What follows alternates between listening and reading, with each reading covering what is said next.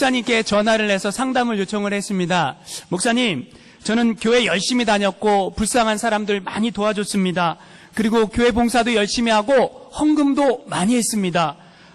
열심히 살았는데 이제 제가 천국 가기 위해서 무엇을 더 준비하면 되겠습니까? 라고 목사님께 상담을 했습니다. 그러자 목사님이 대답을 했습니다. 예, 성도님은 예수 믿고 선행을 많이 하셨으니까 틀림없이 죽으면 천국 가실 것입니다. 그러니까 이렇게 얘기를 해주니까 성도가 굉장히 기분이 좋았겠죠. 이제 마지막으로 당신이 준비해야 될 게 있습니다. 그게 뭐냐면 죽는 겁니다. 이렇게 얘기했다고 합니다. 예, 천국 가려면 뭐 해야 돼요? 죽어요. 웃자고 한 얘기인데 너무 이렇게 심각하게 받아들이면 곤란합니다. 예, 천국 가려면 우리가 죽어야 천국 가는 줄 믿으시기 바랍니다. 2015년이 시작한 지 엊그제 같습니다. 근데 벌써 송년주일을 맞았습니다. 올 한 해 돌이켜보니까 다 하나님의 은혜였습니다. 우리가 은혜로 살아갑니다. 은혜가 아니고서는 단 한 걸음도 우리의 발걸음이 전진할 수 없는 것이 우리의 삶이 아닌가 그런 생각이 듭니다. 은혜로 살았고 앞으로도 은혜로 살아갈 줄 믿으시기 바랍니다. 여러분 2015년 마지막 주일이 오듯이요. 우리의 인생도 언젠가 하나님 앞에 설 날이 온다라는 거예요. 그것을 준비하며 살아가는 사람들은 지혜로운 사람이고 그것을 준비하지 못하는 사람들을 미련한 사람이다 성경은 말하고 있습니다. 자, 하나님 앞에 설 것을 준비한다. 이게 무엇입니까? 내가 하나님 앞에 평가를 받는다라는 거예요. 하나님 앞에 선다. 내가 하나님 앞에 심판을 받는다라는 거예요. 여러분, 사람이요 이 세상을 살아가면서 평가를 받습니다. 그런데 다른 사람들이 나를 평가하는 게 있어요.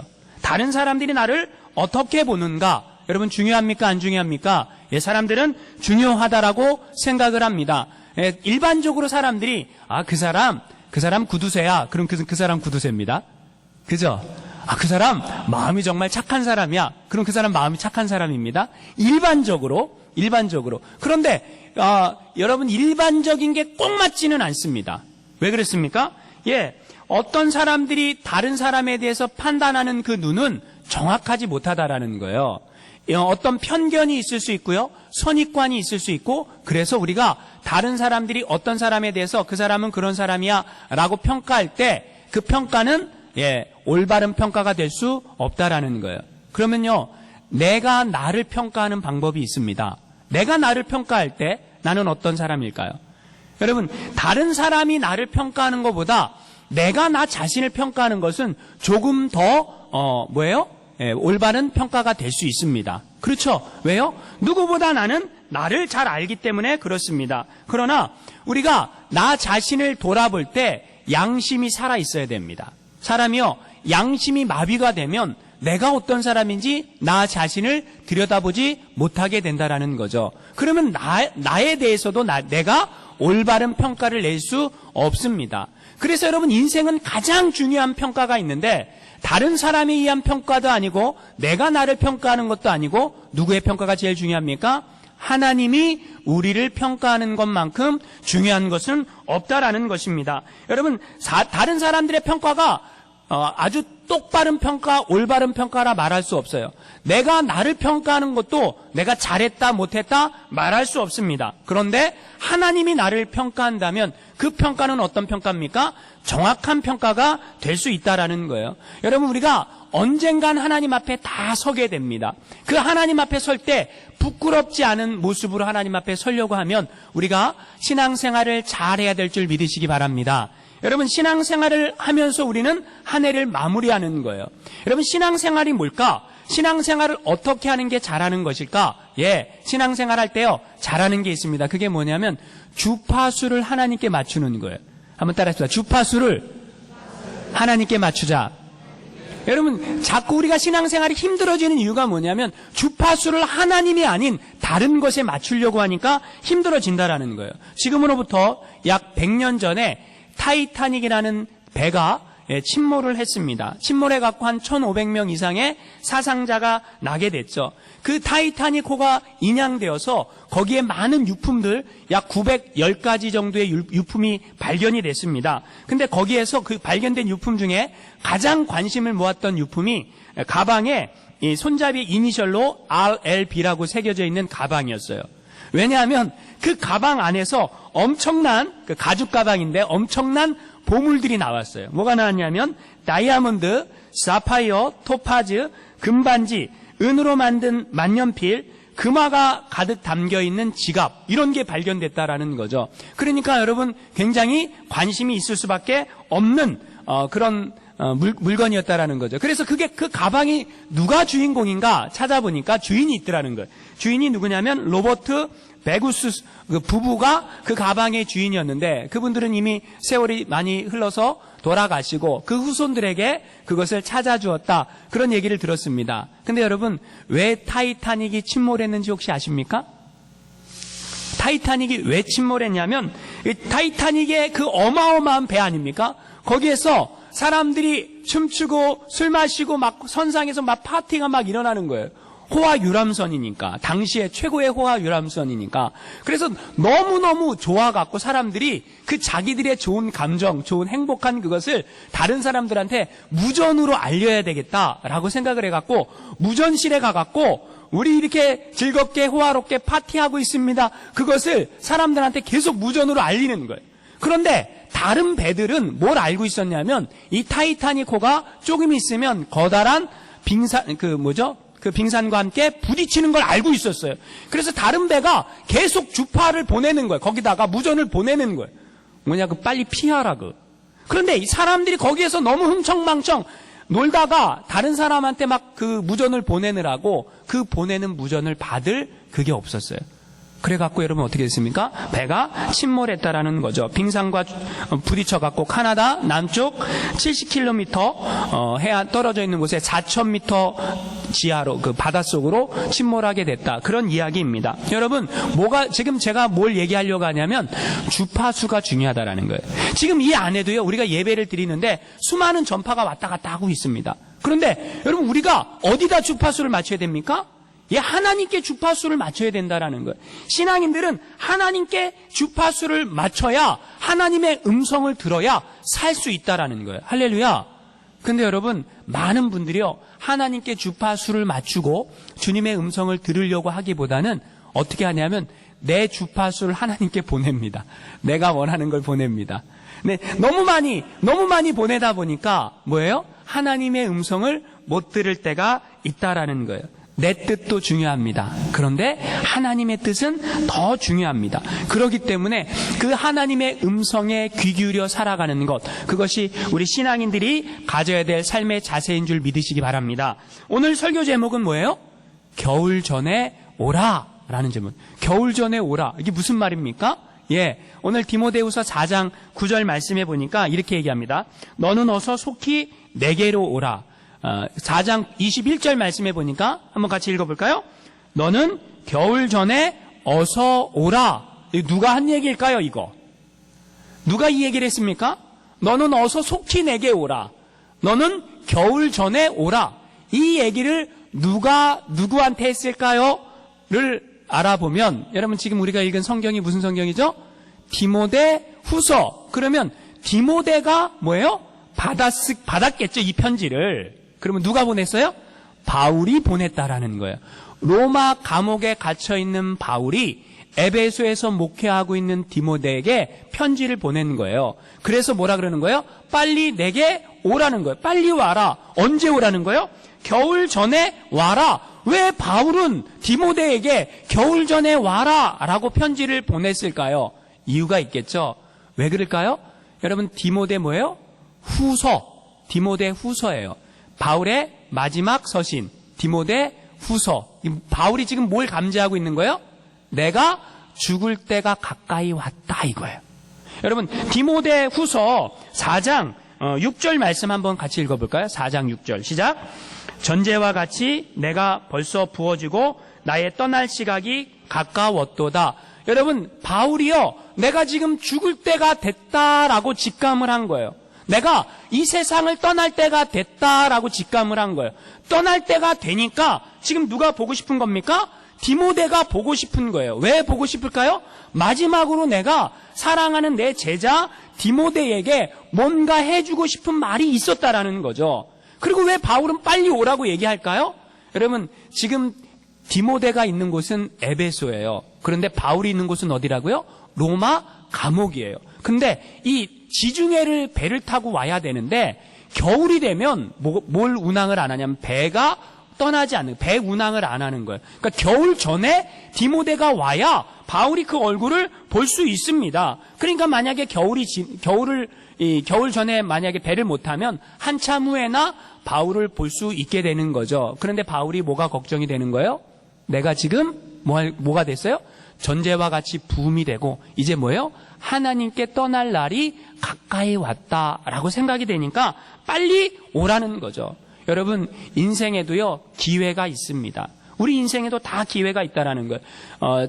전도서 3장 말씀해 보니까 천하 만사에 기한이 있다라고 말합니다. 씨를 뿌릴 때가 있습니다. 그러면 거둘 때가 있습니다. 공부할 때가 있어요. 근데 공부가 다 끝나서 공부하고 싶어도 못할 때도 있다라는 거예요. 여행 갈 때가 있어요. 그러나 여행이 불가능한 시기도 있습니다. 항해를 할 수 있는 시간도 있고 항해를 못할 시간도 옵니다. 여러분, 예배를 드릴 때가 있고요. 예배를 드리고 싶어도 건강 때문에 나오지 못하는 그런 날이 오게 될 수 있다라는 거예요. 내가 건강할 때 누군가를 섬기며 하나님의 뜻을 이루며 교회 봉사도 열심히 하며 살아갈 때가 있지만 우리의 건강이 거기에 미치지 못하면 내가 하고 싶어도 할 수 없는 때가 온다라는 거예요. 사랑할 때가 있는가 하면 사랑하는 사람을 떠나보낼 때도 있다라는 거죠. 그래서 여러분, 인간은 뭘 준비해야 됩니까? 그때를 준비하며 살아야 된다는 거예요. 하나님 앞에 설 것을 준비하며 살아가는 것이 정말 지혜로운 것이라는 거죠. 마태복음 25장에 보니까 10처녀 비유가 나와요. 거기에 보니까 5명의 처녀를 슬기로운 처녀라 그러고 5명의 처녀를 미련한 처녀라 그럽니다. 근데 왜 5명의 처녀를 슬기로운 처녀라고 말합니까? 그 5명의 처녀는 뭘 준비했습니까? 기름을 더 준비했다라는 거예요. 누가 올 것을 준비해서요? 신랑이 혹시 늦게 오면 어떻게 하나라는 생각 때문에 기름을 더 준비했어요. 근데 5명의 미련한 처녀는 신랑이 이때쯤 올 거야 라고 생각을 해서 기름을 더 준비하지 않았다라는 거예요. 그 기름이 무엇일까요? 우리가 하나님 앞에 살아가는 믿음 생활이라는 거예요. 내가 이렇게 이 정도 했으면 주님 오시면 되겠지라고 생각했다면 그것은 우리의 착각이라는 거죠. 뭡니까? 하나님 앞에 서는 그날까지 우리가 부끄럽지 않게 기름을 준비하며 살아가는 그런 삶이 있어야 된다라는 거예요. 10처녀의 비유에서 마지막으로 말해주고 있는 게 무엇입니까?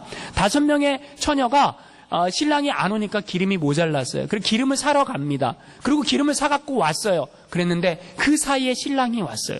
그리고 문이 닫혔어요. 문을 두드리면서 아무리 문을 열어 달라 그래도 문이 열리지 않았다라고 말하는 것이 성경의 이야기입니다. 기한이 있고 때가 있다라는 거예요. 우리의 인생에도 하나님을 잘 섬길 기회가 있고 찬스가 있다라는 거죠. 여러분, 전설에 의하면, 초대교회 전설에 의하면 바울이 디모데에게 이 편지를 보냈잖아요.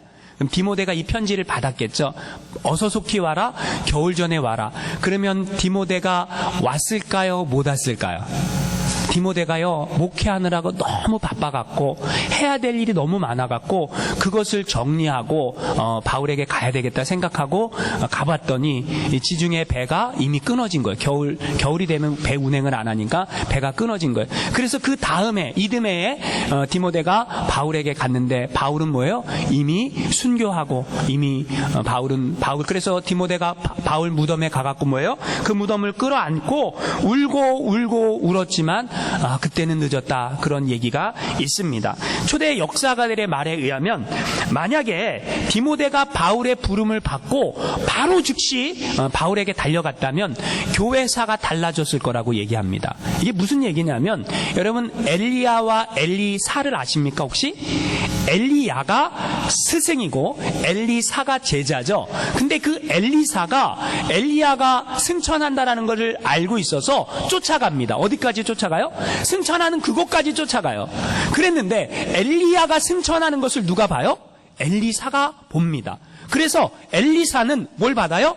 엘리야가 받았던 영감의 갑절을 받습니다. 실제로 성경에 기록된 이야기가 엘리야가 행했던 기적보다 엘리사가 행했던 기적이 훨씬 더 많습니다. 마찬가지로 바울이 디모데를 불렀는데 디모데가 그 전에 도착을 해서 바울의 그 마지막 임종을 지켜보고 바울의 그 마지막 기도를 받을 수만 있었다면 어쩌면 초대교회에 엄청난 또 다른 변화가 있었을지 모른다라고 얘기를 하고 있다라는 거죠. 여러분, 언제나 우리의 인생 가운데 기회가 있고요. 그 기회는 순간이라는 거죠.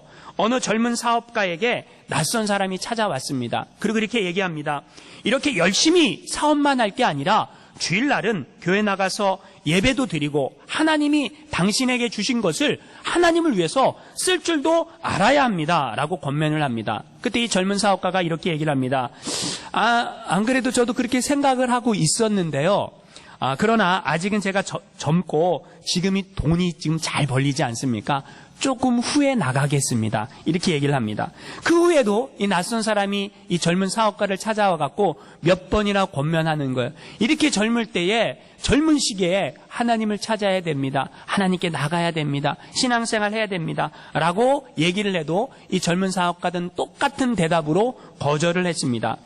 시간이 한참 흐른 후에 이 젊은 사업가가 어느 날 결제 서류에 도장을 찍으려고 하는 그 순간에 이 낯선 사람이 또 찾아온 거예요. 그리고 이렇게 얘기합니다. 내가 당신을 찾아온 것이 이번이 마지막일지 모르겠습니다. 하나님 앞에 나아가십시오. 교회 나가십시오. 그리고 하늘을 위해서 준비하며 사십시오. 라고 얘기합니다. 근데 이 젊은 사업가가 그때는 뭐예요? 사업이 좀 잘 됐어요. 돈이 더 잘 벌렸어요. 그래서 짜증을 부리면서 저를 더 이상 괴롭게 하지 마세요. 라고 얘기를 했습니다. 그리고 이 낯선 사람이 사라지고 조금 후에 전혀 다른 무서운 얼굴을 한 사람이 찾아왔습니다. 그리고 이렇게 얘기합니다. 이제 당신의 때가 되었습니다. 이제 이 세상에 머물 시간이 없습니다. 저와 함께 가셔야 합니다. 라고 얘기를 합니다. 그때 이 사람이 이렇게 얘기합니다. 전 지금 바빠서 못 갑니다. 바이어를 만나야 합니다. 다음에 오시죠. 그렇게 말하는 그 순간 갑자기 얼음장같이 찬 손이 목덜미를 딱 쥐면서 서늘함을 느꼈습니다. 마지막에 찾아온 것은 천사가 아니라 죽음의 사자였다라는 거죠. 여러분, 그때는 늦었다라는 거예요. 그때는 늦었다라는 거예요. 아무리 시간을 달라고 발버둥 치고 애원을 해도 죽음의 사자가 오면 끝났다라는 것이죠. 가야 한다라는 것이죠. 우리 인생도 이와 같습니다. 우리가 젊었을 때는 조금 내 힘으로 뭔가 할 수 있을 것 같아요. 하나님 나중에 믿어도 될 것 같아요. 내 마음대로 살아도 될 것 같아요. 그런데요, 여러분 개미와 배짱이 이야기를 알듯이 우리가 젊었을 때에 인생의 겨울을 준비해야 된다라는 거예요.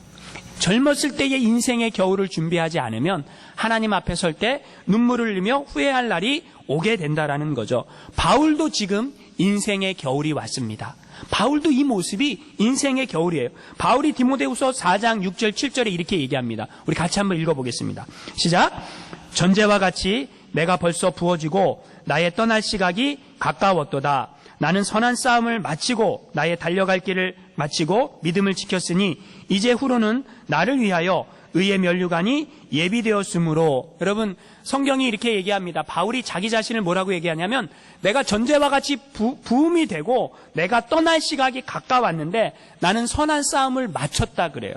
자, 내가 이 세상에서 주를 위해 사는 그 선한 싸움을 마쳤다라고 얘기를 합니다. 지금 바울의 나이가 몇 살쯤일까요? 바울이 지금 로마 감옥에 있습니다. 로마 감옥에 갇혀있는 바울의 나이를 학자들은 약 70세쯤이다라고 추측을 합니다. 이제 바울은 자기의 인생을 마무리할 때가 된 거예요. 그런데 바울이 지금 자기에게 처한 상황을 디모데에게 이렇게 표현합니다. 우리 10절 말씀 한번 같이 읽어보겠습니다. 10절 시작. 데마는 이 세상을 사랑하여 나를 버리고 데살로니가로 갔고 그레스게는 갈라디아로 디도는 달마디아로 갔고. 여러분, 이 말 속에 바울의 사역이 담겨져 있습니다. 여러분, 지금 보세요. 뭐라고 얘기합니까? 데마는 이 세상을 사랑하여 나를 버리고 데살로니가로 갔다 그래요. 여러분, 그레스게는 갈라디아로 디도는 달마디아로 갔다라고 얘기해요. 바울이요 평생 사역을 했습니다. 그런데 어떤 사람은 지금 바울 곁에서 떠나서 복음을 전하는 일을 하고 있어요. 근데 어떤 사람은 뭡니까? 바울을 버리고 뭐예요? 세상으로 돌아갔다라고 얘기합니다. 이게 무슨 말일까요? 여러분, 바울이요 얼마나 위대한 사도입니까? 그가 얼마나 대단한 사도입니까? 그가 병든 사람에게 기도하면 병든 사람도 살아나고요. 죽은 사람에게 기도하면 죽은 사람도 살아납니다. 그가 얼마나 힘있게 복음을 전했습니까? 그가요, 선교사로서 어떤 사역을 합니까? 자비량하며 사역합니다. 그런데 그 옆에서 데마라는 사람은 바울이 어떻게 사역하는지를 다 지켜봤어요. 그런데 뭐 했습니까? 세상을 사랑하는 마음이 너무 크니까 바울을 떠나 세상으로 갔다라고 얘기를 합니다. 여러분, 어떤 사람들은 바울을 떠나갔어요. 어떤 사람들은 바울 때문에 도전받은 그 믿음으로 복음을 전하러 나아갔습니다. 지금 바울의 마지막 모습이 어떻다라는 거예요? 지금 내 옆에 아무도 없다. 누구만 있어요? 누가만 나와 함께 있다. 그렇기 때문에 바울이 지금 마지막에 내 인생의 마지막 겨울이 왔는데 내가 누굴 보고 싶다라는 거예요? 디모데야, 너를 보고 싶다. 그런데 네가 올 때에 누구를 데려오라 그래요? 마가를 데려와라. 이렇게 얘기합니다. 11절 말씀 우리 같이 한번 읽어보겠습니다. 시작. 누가만 나와 함께 있느니라.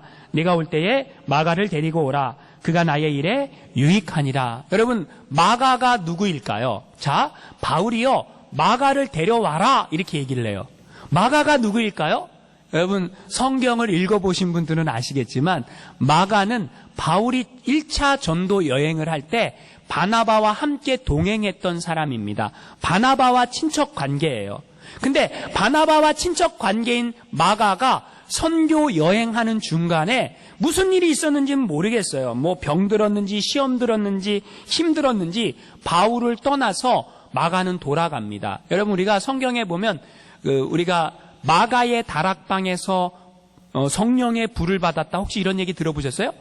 그 마가가 바로 이 마가입니다. 그러니까 마가의 집은 부잣집이었어요. 왜냐하면 120명의 사람들이 모일 수 있을 만큼 넓은 다락방을 가지고 있었기 때문에 그렇습니다. 근데 그 마가가 바울이 1차 선교 여행을 할 때 뭐예요? 돌아갔다는, 선교 여행을 끝까지 안 마치고 돌아갔다라는 거예요. 다시 자기 집으로 돌아갔어요.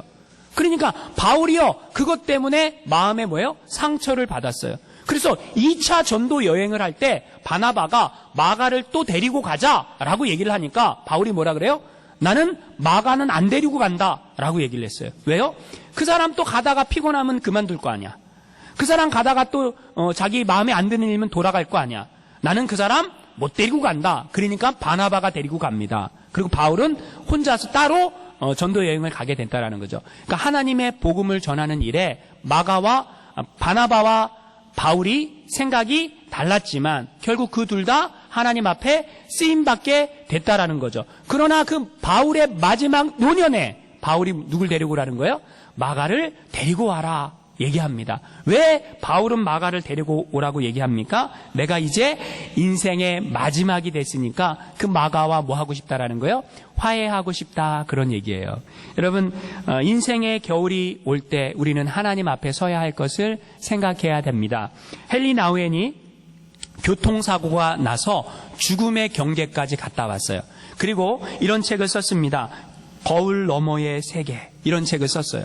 그러니까 죽음 끝까지 갔다가 돌아온 거예요. 그래서 책을 썼는데 거기에 이렇게 얘기합니다. 산다는 것보다 죽는 것은 더욱 중요한 의미가 있다. 죽을 때 나도 죽음으로부터 자유해야 하지만 내 죽음을 통해서 나와 관계 맺은 모든 사람도 자유케 해야 한다.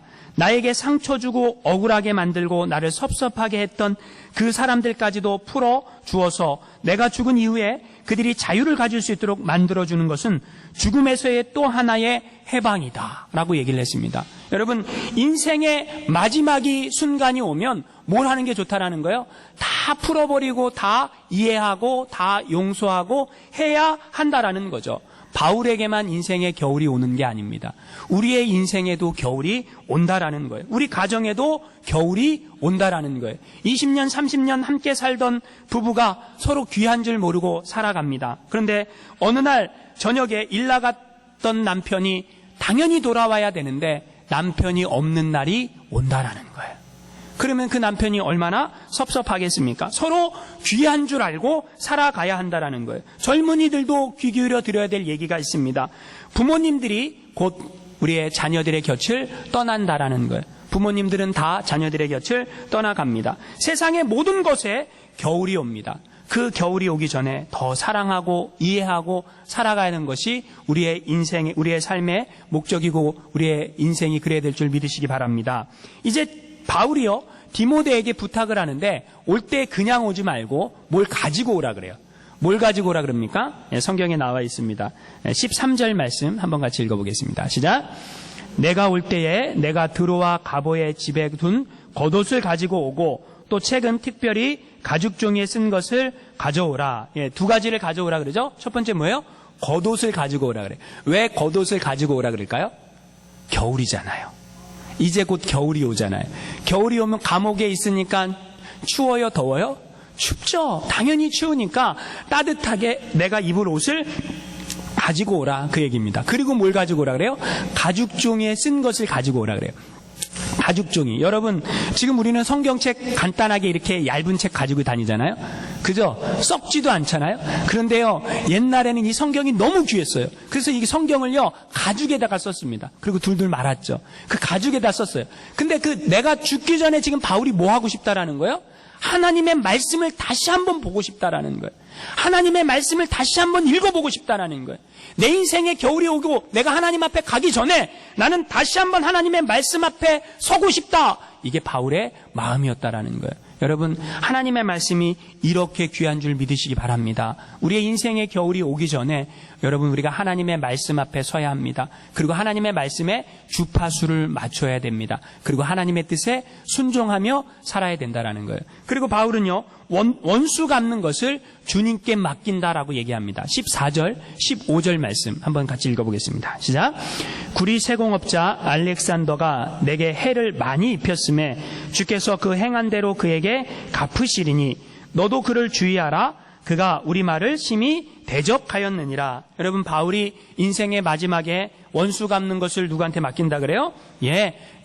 주님께 맡긴다라고 얘기합니다. 알렉산더가 뭘 했습니까? 구리를 구리장색이라 그러죠. 그게 뭐냐면, 구리로 뭘 만들었냐면 우상을 만들었어요. 구리로 우상을 만들어서 팔았는데, 바울은 가갖고 뭘 합니까? 우상을 없애잖아요. 그러니까 우상 장사가 우상을 못 팔게 되니까 바울을 뭐예요? 핍박했겠죠. 어려움을 당했겠죠. 그러니까 바울의 목회 사역에 가장 어려움을 주었던 사람이 누굽니까? 구리장색 알렉산더라는 거죠. 그런데 바울은 그것조차 다 하나님께 맡깁니다. 여러분, 우리가 과거에 한국의 영화, 중국 무협 영화 같은 걸 보면, 한국 옛날 얘기나 중국 무협 영화에 보면, 부모나 이렇게 스승이 죽어가면서 그런 얘기, 유언을 남겨요. 내 원수를 꼭 갚아다오. 그러지 않습니까? 그러면 이제 제자나 자식들이 그 부모의 유지를 받아서 어떻게 합니까? 그 원수를 갚기에 뭐예요? 철사장을 연마하잖아요. 철사장을 연마하고, 원수를 뭐예요? 꼭 갚고, 그리고 죽지 않습니까? 유유히 이렇게 사라지지 않습니까? 그런데 여러분, 신앙인들은 뭡니까? 그게 아니라는 거예요. 우리 인생 가운데 때로는 우리에게 아픔을 주고, 어려움을 주고 했던 사람들 뭐예요? 다 용서하고 뭐예요? 다 하나님께 맡기라는 거죠. 여러분, 사실 우리가 인생을 살아가면서 우리를 아프게 했던 사람들, 우리를 힘들게 했던 사람들 있지 않습니까? 생각해보면 감사해야 돼요. 여러분, 모세가 왜 모세가 되는 줄 아십니까? 바로가 있기 때문에 모세가 됩니다. 만약에 바로가 없었다면 모세는요, 그렇게 위대한 하나님의 종이 될 수 없다라는 거죠. 다윗이 성군이 되기 위해서는 누가 있어야 됩니까? 사울이 있어야 되는 거예요. 사울이 계속해서 다윗을 괴롭혀야 다윗이 성군이 될 수 있다라는 거죠. 사실 우리도 신앙인 된다라는 건 뭐냐면 우리 주변에 나를 힘들게 하고 어렵게 하는 사람들이 있다라는 거예요. 근데 그 사람들을 통해서 우리는 뭐 합니까? 하나님 앞에 더 가까이 나아갈 수 있는 은혜가 우리에게 주어진다라는 거죠. 우리 인격이, 모난 인격이 다듬어지고 깎아지고 그래서 성숙할 수 있다라는 거예요. 누구라도 다. 그래서 우리는 하나님 앞에 감사할 수 있다라는 것입니다. 마지막으로 제가 좋아하는 라이놀드 니번 목사님의 기도문으로 오늘 말씀을 마치고자 합니다. 여러분도 한번 보세요. 제가 읽겠습니다. 하나님, 제가 고칠 수 없는 것에 대해서는 그것을 받아들일 수 있는 평온함을, 제가 고칠 수 있는 일에 대하여는 도전할 수 있는 용기를 주옵소서. 또한 고칠 수 있는 것과 고칠 수 없는 것의 차이를 알 수 있는 지혜를 주옵소서. 하루하루를 의미 있게 살게 하시고 순간순간 누리게 하시며 고통을 평화에 이르는 길로 받아들이게 하옵소서. 죄악이 많은 이 세상을 예수님처럼 있는 그대로 받아들이게 하옵시며 당신의 뜻에 순종할 때 당신께서 모든 것을 바로 세우실 것을 믿게 하셔서 이 땅에서 사리에 맞는 행복을, 천국에서는 다함이 없는 행복을 영원히 누리게 하옵소서. 아멘. 여러분, 2015년 마지막 주일이 오듯이 우리의 인생 하나님 앞에 설 날이 오게 됩니다. 그것을 생각하면서 믿음으로 우리의 모든 신앙의 주파수를 하나님께만 맡기고 하나님께서 모든 것을 다스리시고 통치할 것을 믿고 그렇게 믿음으로 살아가시기를 주님의 이름으로 축원합니다.